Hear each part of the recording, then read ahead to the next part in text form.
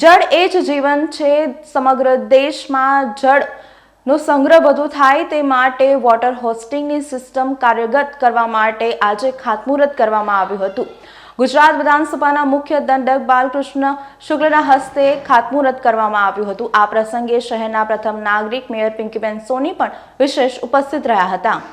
Vadodara municipal corporation દ્વારા આજથી ભારત સરકારના જળશક્તિ વિભાગના જળ સંચય અભિયાન અંતર્ગત કેચ ધ રેન શીર્ષક હેઠળ વડોદરા મહાનગરપાલિકા દ્વારા રેન વોટર હાર્વેસ્ટિંગ ઝુંબેશની શરૂઆત કરવામાં આવી છે. આ પ્રસંગે ગુજરાત વિધાનસભાના મુખ્ય દંડક બાલકૃષ્ણ શુક્લ, મેયર પિંકીબેન સોની, મ્યુનિસિપલ કમિશનર દિલીપ રાણા, સ્થાયી સમિતિના અધ્યક્ષ ડોક્ટર શીતલ મિસ્ત્રી સહિતના પદાધિકારીઓ અને પાલિકાના અધિકારીઓ ઉપસ્થિત રહ્યા હતા. ગુજરાત સરકારના મુખ્ય દંડક બાલકૃષ્ણ શુક્લએ જણાવ્યું હતું કે જળશક્તિ મંત્રી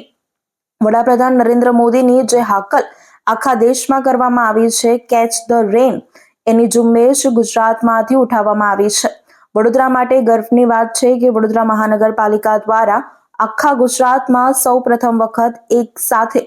500 જેટલા રેન વોટર હાર્વેસ્ટિંગ સિસ્ટમ દ્વારા બોર કરીને વડોદરામાં વરસાદમાં આવતો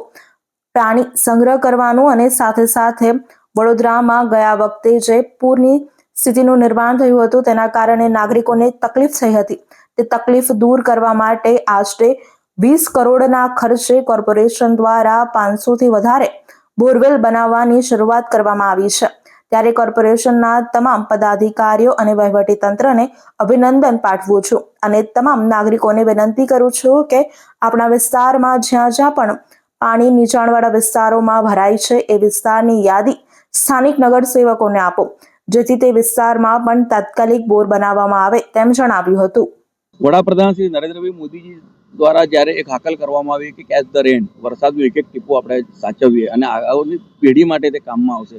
તેને મૂર્તિમંત સ્વરૂપ આપવા માટે ભારત સરકારના જળશક્તિ મંત્રી દ્વારા જે ગુજરાતમાં તમામ આખા દેશમાં હાકલ કરી છે, પણ તેની શરૂઆત તેઓ ગુજરાતથી થઈ રહી છે. ત્યારે ગુજરાતના તમામ કોર્પોરેશનમાં ફક્ત વડોદરા મહાનગરપાલિકા દ્વારા એકી સાથે 500 જેટલા રેન વોટર હાર્વેસ્ટિંગ સિસ્ટમ દ્વારા બોરવેલ બનાવવાનું ચાલુ થયું છે અને તેનાથી વડોદરામાં આવતા પૂરના પાણીમાં પણ એટલે પૂરની પરિસ્થિતિમાં પણ ફરક પડશે, એટલે નહીં આવે અને સાથે સાથે વરસાદમાં વહી જતું પાણી આપણે સાચવી શકીશું. તેનાથી વડોદરા શહેરના નાગરિકોને ગ્રાઉન્ડ વોટર ટેબલ વધવાના કારણે પાણી સારું મળી શકશે. તેના માટે હું કોર્પોરેશનની તમામ ટીમ, વહીવટીતંત્ર બધાને હું ખૂબ અભિનંદન પાઠવું છું અને આપના માધ્યમથી તમામ નગરજનોને વિનંતી કરું કે આપના વિસ્તારમાં કોઈ પણ ઠેકાને પાણી ભરાતું હશે તો તે તાત્કાલિક આપના વિસ્તારના નગરસેવકને જાણ કરશો તો કોર્પોરેશન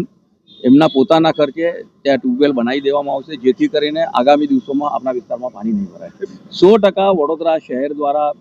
એટલે કે વડોદરા કોર્પોરેશન દ્વારા સૌ પ્રથમ વખત આ કાર્યક્રમ હાથ ધરેલ છે. ગુજરાતના તમામ કોર્પોરેશનમાં આ કાર્યક્રમ થવાનો જ છે, પણ વડોદરાએ તેમાં પહેલ કરી છે. વોટર હાર્વેસ્ટિંગ માટે વડોદરા મહાનગરપાલિકાએ 20 કરોડના પ્રોજેક્ટ મૂક્યા છે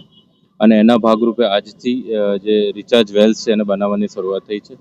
માનનીય મુખ્ય દંડક શ્રી બાળુભાઈ શુક્લ, વિજયભાઈ શાહ, પક્ષ પ્રમુખ, માનનીય મેયરશ્રી બધાની હાજરીમાં આજે અહીંયા એનું ખાતમુહૂર્ત થયું છે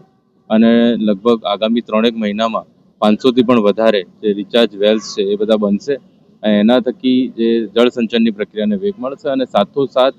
જે સોસાયટીઓના રિચાર્જ વેલ અથવા તો વોટર હાર્વેસ્ટિંગ સ્ટ્રક્ચર બગડેલા હશે એને પણ અમે ઝડપભેરે નેક્સ્ટ 3 થી 4 મહિનામાં ચાલુ કરશું. એટલે એક મેસિવ ઝુંબેશ સાથે કેચ ધ રેન જે સેન્ટ્રલ ગવર્મેન્ટનો માન્ય પ્રધાનમંત્રી સાહેબનો કન્સેપ્ટ છે એને લઈને અને આજે એક જળ સંચયની ઝુંબેશ અમે ચાલુ કરી છે. જે અમે રજા ચિઠ્ઠી આપીએ છીએ એના ઇન્ટિગ્રલ ભાગ રૂપે જળ સંચયનનું એમાં હોય છે, લોકો બનાવે પણ છે, ઘણીવાર મેન્ટેનન્સના અભાવે એ નથી ચાલતું, એટલે એ વસ્તુને પણ આ કેમ્પેનમાં અમે લીધી છે અને એને વધારે